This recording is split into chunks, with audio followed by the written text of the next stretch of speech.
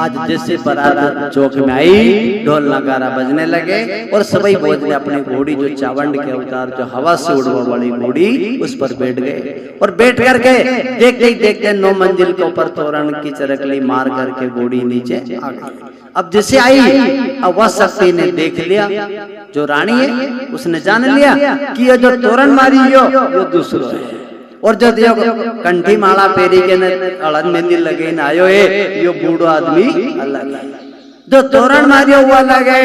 तो दासी से कही थी कि दासी जनी आदमी ने तलवार से तोरण मारियो वो की तलवार मांगी के ला, उनने की दई देगा, बोले जा दई देगा। अब जैसे दासी आई, बारात में आई, बराती उनसे की कि तमार में जिन्हें खांडा से तोरण मारियो वो आदमी कौन है, उनने कही थी कि ये, बोले तुम्हारी तलवार दई दो। बोले क्यों? बोले हमारी रानी साहब के पेट में दुखी रहो है और अगर भी अड़ी पे हड़न मेहंदी लगे नहीं पिए तो उनके दुख तो रही जाए। सभी भोज ने तलवार दई। अब जिस महल में तलवार लाई वह शक्ति ने उन्हीं तलवार के हड़न मेहंदी लगाई, नाड़ा आंटी बांध दिया और तलवार के अपनो पति मान लो और गांव की 5-4 भाई उनके बुले ली, पंडित जी के बुले जा, नई डोली के बुले जा और कही थी क्या नहीं रीता खांडा से मारा फेरा, यो खांडा मारो पति है या तलवार ही मारी पति है। तो रीता खांडा से वह शक्ति महल में फेरा भरे और कई बाता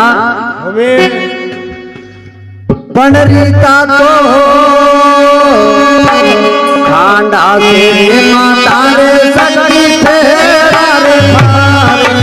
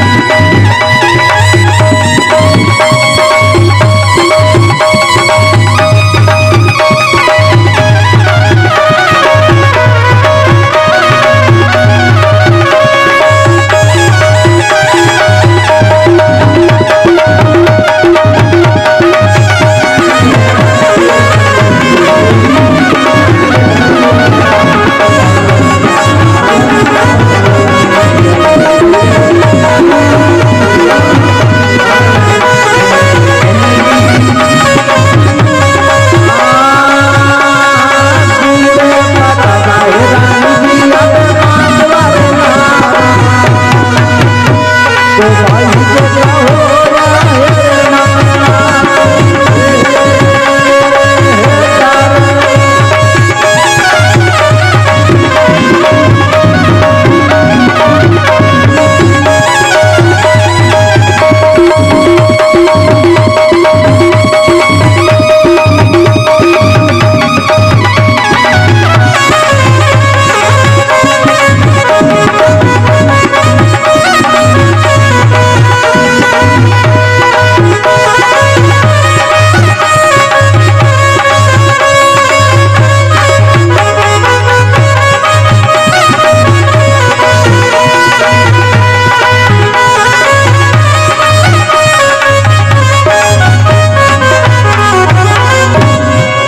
नारायण भगवान की जय हो। अब जैसे ही रानी साहब शक्ति स्वरूपा ने गुड़ पत्ता सा पटवाया, रीता खांडा से फेरा फरिया और सात फेरा उन्हें तलवार से फरी के तलवार के ही अपना पति मान लिया और वो खांडो वापस बारात में पहुंचे।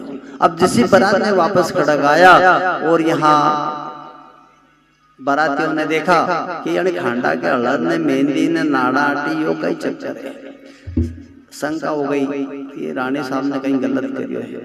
अब उसी समय पिताजी ने कही कि बेटा बारात आएगी, आपको ब्याह करना है। बोले पिताजी मारो ब्याह होगी। बोले की का साथे? बोला नहीं तलवार का साथे, यानी खांडा का साथे मारा ब्याह हुई। उनने कही कि बेटा ऐसा थोड़ी हुई। अरे बोले के नहीं मारो ब्याह हुई है। और पिताजी आप हमारे बेटी करी के रखी रहा? बोले हाँ। बोले हूँ आपकी बेटी नहीं है। बोले फिर? बोले कि हूँ नगर कोट से उतरी आद भवानी शक्ति का अवतार है, हूँ शक्ति है और हूँ पकड़ावत वंश के खपावा वाले जयरी मिटावा वाले जयरी, उनका माथा काटा हुआ एक लिए हूँ नारी को रूप धर करके आइए, हूँ मिटावा वाला ही है ना।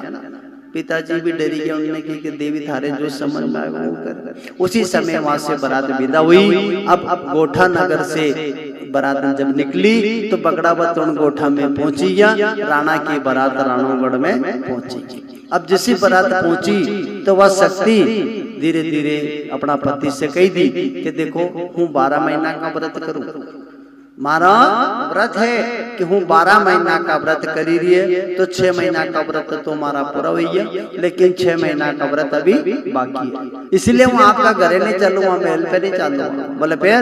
बोले कि मारा लिए अलग से नहीं वो महल बन दे। तो राणा दुर्गनशाल ने उस शक्ति स्वरूपा के लिए अलग से नयो महल बनवाई। वह शक्ति अकेली बाग में रहवा लगी है और बगड़ावत गुजर गोट में रहवा लगा। अब धीरे धीरे समय व्यतीत हो। अब रानी ने 6 महीना को कॉल करार करियो तो अपना पति से क्यों 6 महीना तक अकेली रुको। बोले कि ठीक है आप 6 महीना अकेले रह जाओ। तो वह शक्ति स्वरूपा अकेली बाग में रहवा लगी है। अब धीरे धीरे 6 महीना व्यतीत हो को समय। अब वह मन ने विचार करे कि अब राणा जी 1-2 दिन में अपना महल पे आवेगा और अगर हमारे हाथ भी लगे दो तो हमारा सतीत्व नष्ट हो जाएगा, इसलिए हूँ जनी उद्देश्य से आइए हूँ बगड़ावत वंश के मिटावा वाला ही, फिर बगड़ावत मिटेगा ही। इसलिए वो अपनी दासी से के दासी बगड़ावत उन 6 महीना का कॉल करार करी के गया था, लेकिन 7 महीनों लगी के भी लेवा नहीं आया।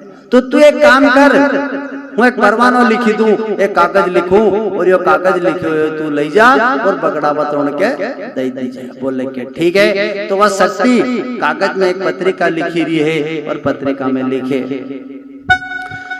और खांडा की बन पर रे कुमार नया रान मेरे बेटे भाई बातों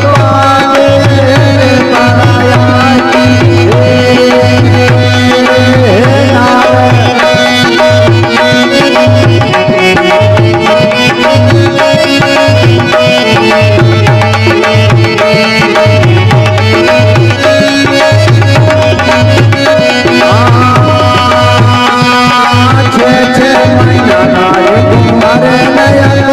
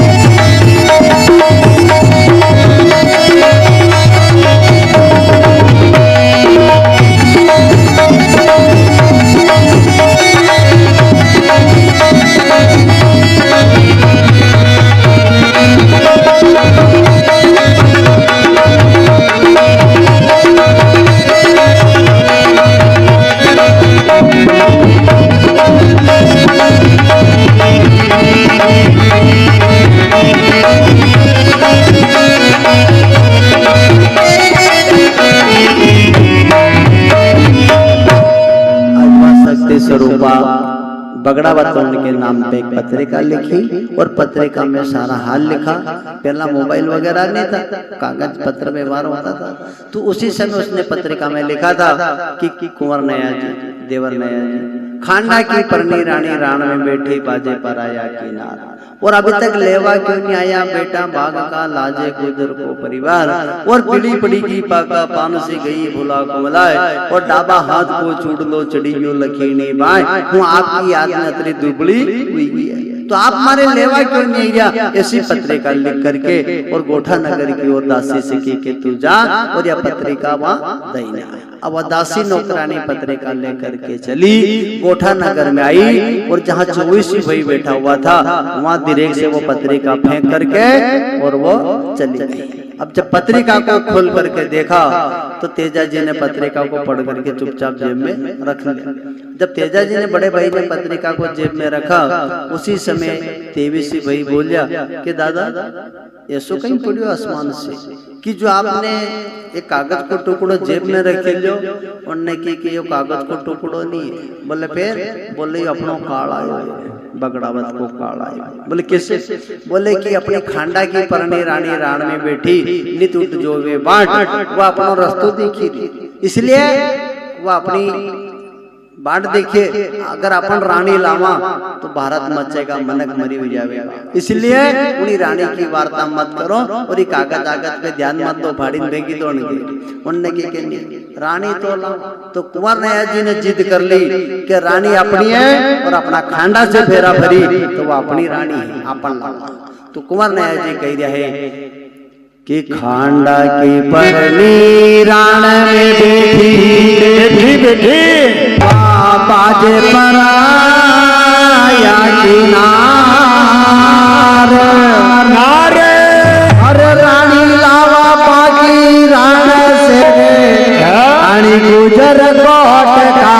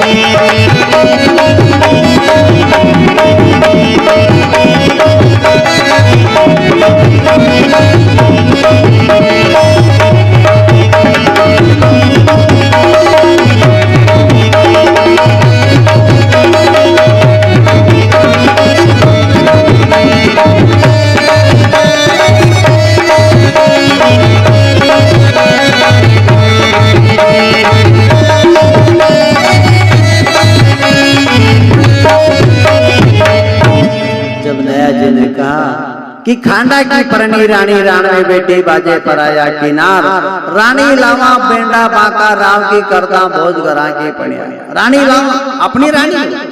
तो माता साडू की जब मालूम पड़ी तो नया जी नौबत नगारा बजावा लगा। जब नौबत नगारा बजवा लगा तो माता साडू इनकी भाभी लागे रिश्ता। तो माता साडू ने अपना देवर के महल में बुलाया, उनने की कि देवर नया जी। माता साडू अपना देवर से कहने लगी कि ना होली ना दिवाली ना दशहरो ना कोई बार त्योहार, ये नौबत नगारा बना काम से आज का जबा दे रहा कई बात ने बाजे।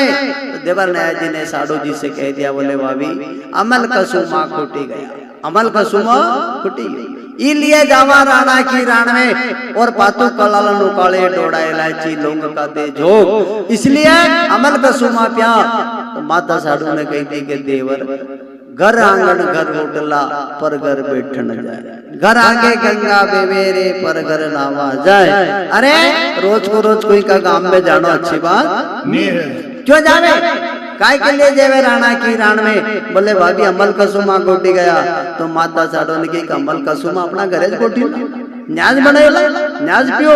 बोले के नहीं पातू काला लड़का करे जावा और वहां अमल कसुमा प्या। तो साडू गुजरी कहवा लागी कि मांगत मांगत मान गठे, अगर कहीं की चीज रोजीना मांगवा लागी जाओ नहीं तो फिर लोग देनो बंद कर दे। मांगत मांगत मान गटे प्रीत गटे नित के घर जाए से, अगर कोई का घर रोजीना उठी चली पड़ो नहीं अभी तो कही देगी तो हसेज भरती भरे आखो दिन भरे ही भाई तो गाँव में। तो मांगत मांगत मान गटे प्रीत गटे नित के घर जाए से, ओछे की संगत से बुद्धि गटे पाप कटे हरि के गुण गाये से, कहे सुदामा सुनोरी सुशीला क्रोध गटे मन को समझाए से। उसी समय यहाँ माता साडू ने कह दिया कि देवर रोज को रोज कोई का गांव में जानो अच्छी बात नहीं है, मत जाओ। काय के लिए जाओ? बोले के नहीं भाभी जानो तो पड़ेगा। तो माता साडू कही नहीं कि अपने अमल का सुमा न्याज को न्याज पी लो। बोले के नहीं जाना पड़ेगा। माता साडू ने कही कि देख तो घर आंगन घर ओटला एक पर घर बैठन जाए, घर आगे थारे गंगा बेरे अरे पर घर नावा जा।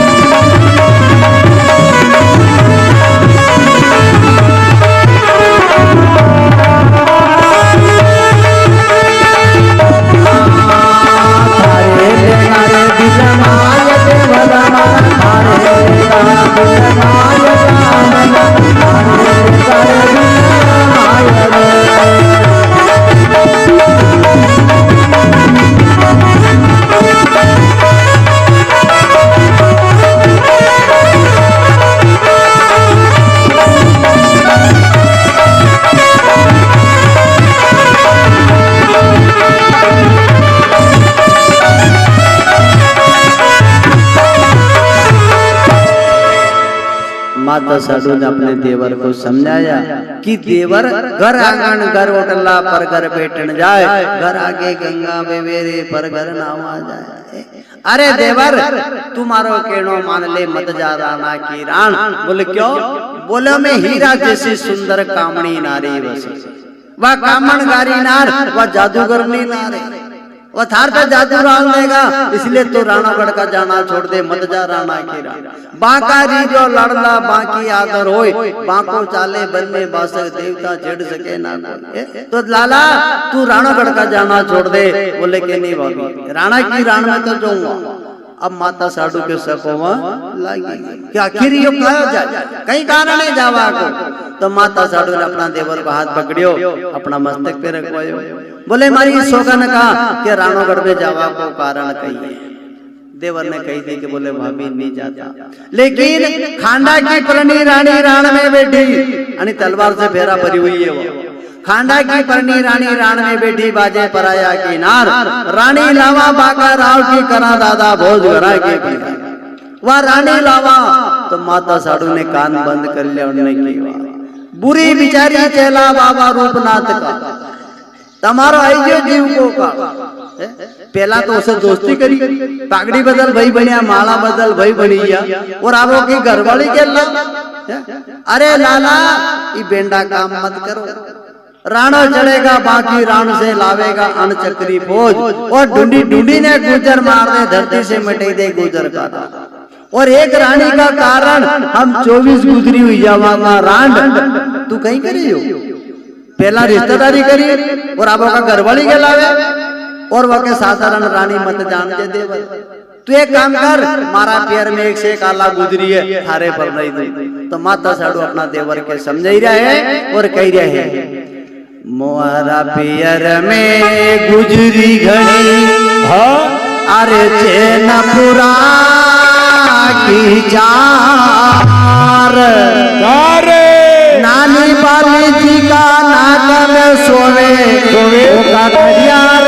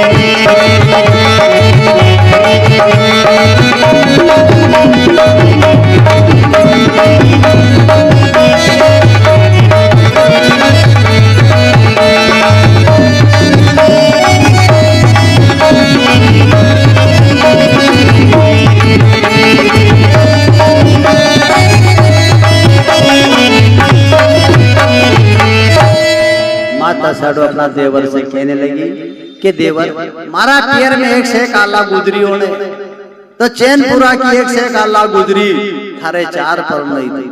जी के नानी बाली नाक में सोमे कड़िया रड़कता के, और पतली लंबी गुजरी रूपा की खान असी गुजरी पर नहीं था। तू वानी रानी की वार्ता मत करे। तो देवर ने कह दिया, बोले भाभी तारा पैर की गुजरी होनी पर। बोले क्यों? कहीं घरा भी मारा पैर की गुजरी होने। तो देवर कह रहा कि धारा पैर की गुजरी उन तो हसी है। बोले कैसी? पाट्यो पाट गुजरी राबड़ी खावे, अरे पीवे छे मोली छाछ, ऊनी मछलानी थारी गुजरी वो बासे, अरे मारे तो आवेला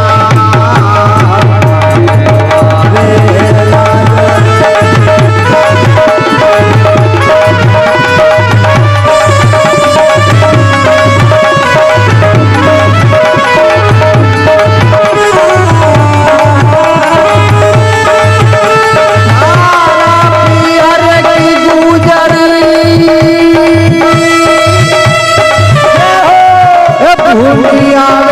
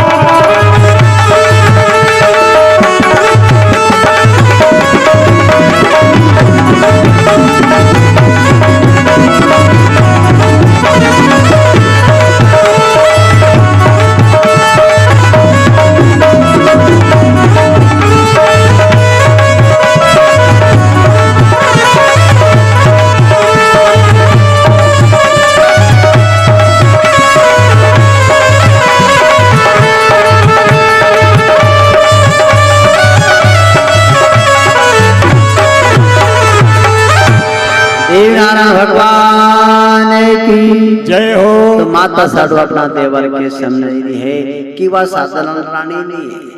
और जनी रानी की तू वार्ता करे, वह रानी हसी है कि जा गई जा माथा कटा दिया है, खून की नदी बेवाड़ दी है, तो के साधारण रानी मत जा। और जनी बायला से नाता जोड़िया मत लाजो वा किनार, अरे मनक जमारो पावनो बेकंड का गेला लीजो गुहार। अरे देवर जनी बायला से रिश्ता नाता कर लिया, अनोखी गड़बड़ी ला, अरे तारे नरक में भी जगह नहीं मिलेगा। उनने के भाभी ये सो कहीं नहीं, वह रानी हमारी, हमारा खानदान से पेरा भरिया, हमने तोरण मारियो, हमारी रानी हम लावांगा। तो माता साडू कह रही है कि वह साधारण रानी है। माता साडू अपना देवर के समझावे कि नारी की परछाई से अंधा हो तो भुजंग, कबीरा उनकी क्या गति जो नित नारी। देवर नए जी कह रहे कि नारी निंदा ना करो, और नारी तो नर की खान, नारी से नर पैदा हुए ध्रुव प्रहलाद। जय हो। माता साडू कही गई कि रानी की वार्ता मत करे, मत ला, वह साधारण नहीं है, तू नहीं ओढ़ के मैं ओढ़ के, वह सी नारी है कि जा भी गई जा माथा कटा दिया। तो माता साडू अपना देवर से कही रही है कि देख तो माता साडू बार बार अपना देवर के समझावे कि यह साधारण रानी नहीं है, यह राम रावण का समय पे शूर्पणखा बनी थी और इन्हें राम रावण के लड़ाया। द्रौपदी द्वापर में द्रौपदी बनी ने कौरव पांडव के लड़ाया। और अरे कलयुग के अंदर यह शक्ति है, यह स्वरूपा है, और यह तुम्हारा माथा कटाड़ देगा। इसलिए साधारण रानी मत जानो है कि यह शक्ति है, यह चाहे जो कर देगा, इसलिए तुम्हारो क्यों मान लो और एक लेवा की वार्ता मत करो।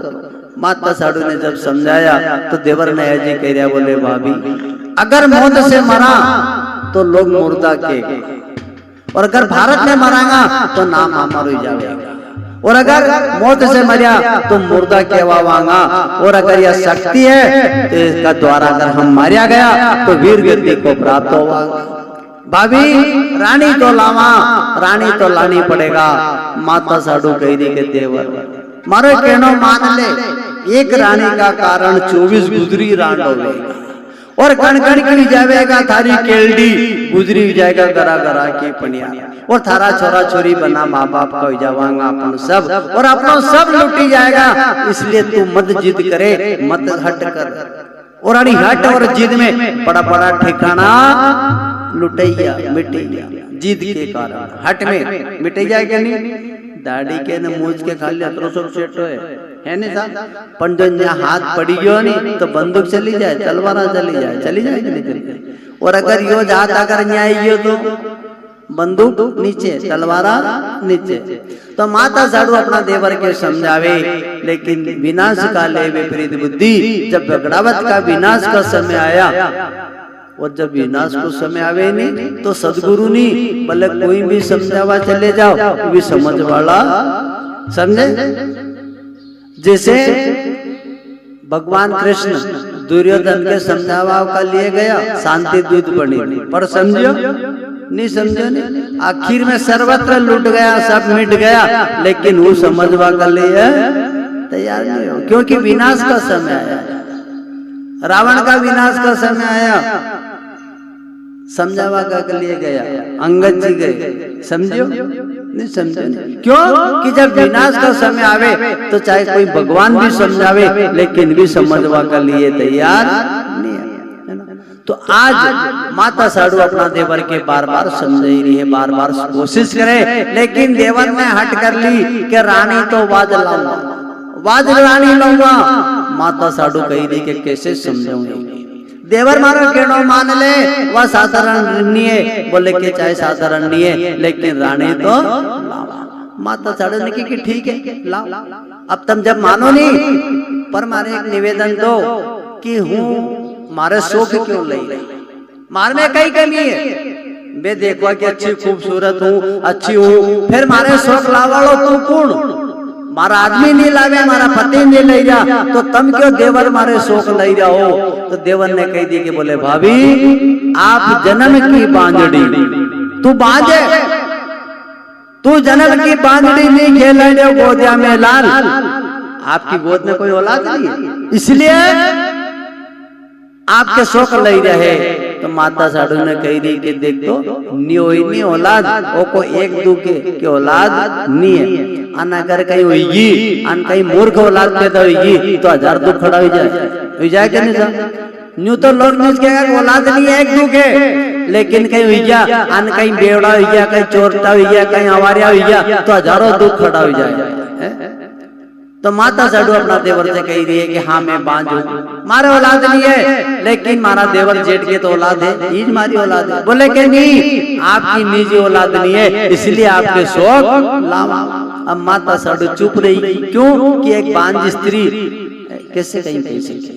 उसी समय साधु गुजरी चुप हुई है और वहां से वो अपना सदगुरु के आश्रम पर गई, क्योंकि गुरु का आश्रत हो, गुरु को सहारा हो।